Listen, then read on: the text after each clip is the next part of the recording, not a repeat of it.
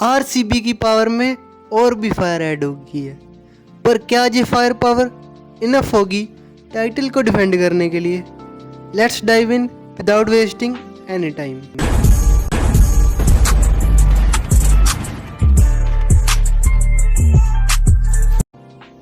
RCB ने 17 players retain किए थे ऑक्शन से पहले।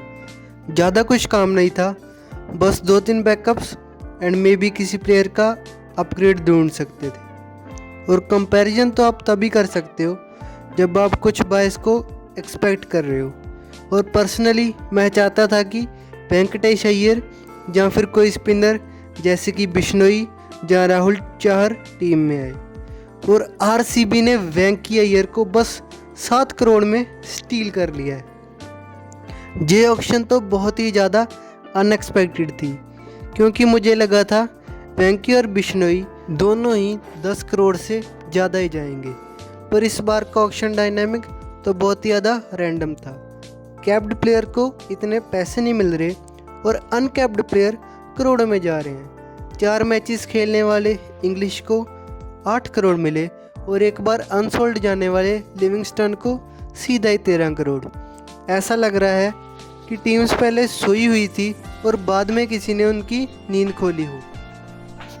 अब टीम के रीसेंट बायस की भी बात कर लेते हैं। टोटल 8 प्लेयर्स को बाय किया गया है। वेंकी अय्यर 7 करोड़, जैकब डफी 2 करोड़, मंगेश यादव 5.2 करोड़, सात्विक देसवाल 30 लाख, जॉर्डन कॉक्स 75 लाख, कनिष्क चौहान, विहान मल्होत्रा और विक्की ओसवाल ये तीनों भी 30 लाख। अब इन प्लेयर्स का रोल भी डिस्कस कर लेते हैं। वेंकी अय्यर तो मुझे लगता है डेफिनेटली नंबर 3 पर खेलेगा ही। जैकब डफी की बात करें तो वो हेजलवुड की रिप्लेसमेंट के तौर पर लिया गया है। मंगेश को भी जश दयाल के कवर में देखा जा रहा है, क्योंकि आपको जश दयाल का केस तो पता ही होगा, क्योंकि दोनों ही लेफ्ट आर्म सीमर्स हैं तो एक दूसरे को कॉम्प्लीमेंट करेंगे। सात्विक देसवाल एक लेफ्ट आर्म ऑफ स्पिनर और लेफ्ट हैंडेड बैट्समैन है और ये कुरनाल पांड्या का बैकअप हो सकता है। जॉर्डन कॉक्स, इस प्लेयर की तो क्या ही बात करें, आईएल T20 में तबाही मचा कर आ रहा है। ये फिल सॉल्ट का कवर हो सकता है, पर मैंने इसको आईएल T20 में नंबर 3 और 4 पर ही खेलते हुए देखा है। कनिष्क और विहान दोनों ने ही रिसेंटली अंडर 19 एशिया कप खेला हुआ है। कनिष्क एक राइट हैंडेड बैट्समैन और राइट आर्म ऑफ स्पिनर है। विहान एक लेफ्ट हैंड बैट्समैन और राइट आर्म ऑफ स्पिनर है। And last but not the least, Vicky Oswal, इस प्लेयर को मैंने दिल्ली कैपिटल्स से खेलते हुए देखा है और ये लेफ्ट आर्म ऑफ स्पिनर है। Now after discussing new additions into the roster, let's discuss probable 11 and impact players. Opening में विराट और फिल सॉल्ट का कॉम्बो। नंबर 3 पर वेंकी अय्यर, 4 पर पाटीदार, 5 पर मेरा एक बहुत ही ज़्यादा वाइल्ड ओपिनियन है। I mean what about Krunal at 5। मैं उसको एज अ फिनिशर नहीं देखता हूँ इस टीम में। वो जैसे अक्षर पटेल एज अ फ्लोटर खेलता है टीम इंडिया में, उसका रोल कुछ ऐसा हो सकता है आरसीबी में। और मिडिल ऑर्डर में ज़्यादा लेफ्टिस नहीं है टीम में, और इस चीज़ को ओपोनेंट के लेग स्पिनर्स और left arm off spinner exploit कर रहे हैं। इसलिए I think Kunal makes more sense at number 5। 6 पर Jitesh as a finisher and wicket keeper. 7th पर टिम डेविड। नंबर 8 पर भी आप बहुत ज़्यादा एक्सपेरिमेंट कर सकते हो, no doubt. Romario had a stellar IPL last year, but hear me out.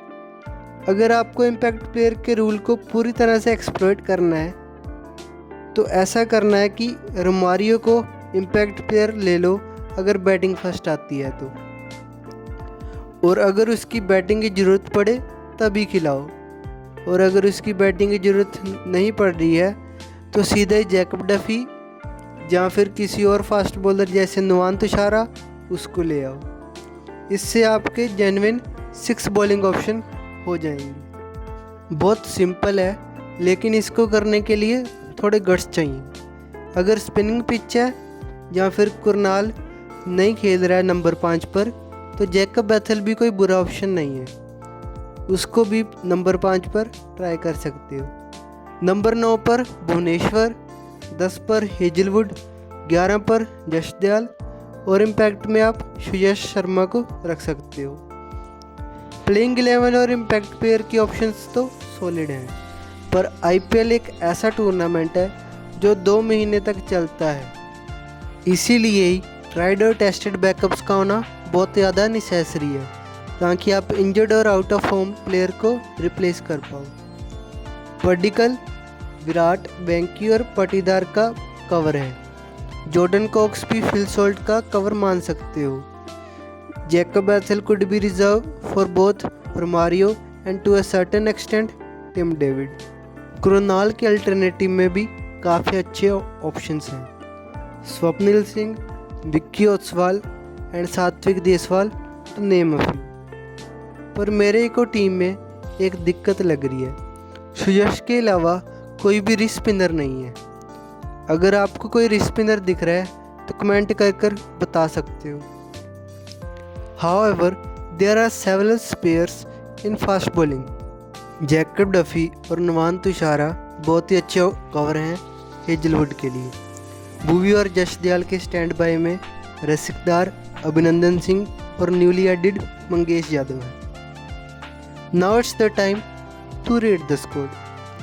मुझे पता है आपकी आंखें और कान दोनों खुल गए होंगे, पर टेंशन मत लो यार, टीम बहुत ज़्यादा इम्प्रेसिव है, तो मैं टीम को 8.5 मार्क्स देना चाहूँगा आउट ऑफ 10। ये सब इसलिए है क्योंकि लेग स्पिन डिपार्टमेंट काफ़ी खाली लग रहा है।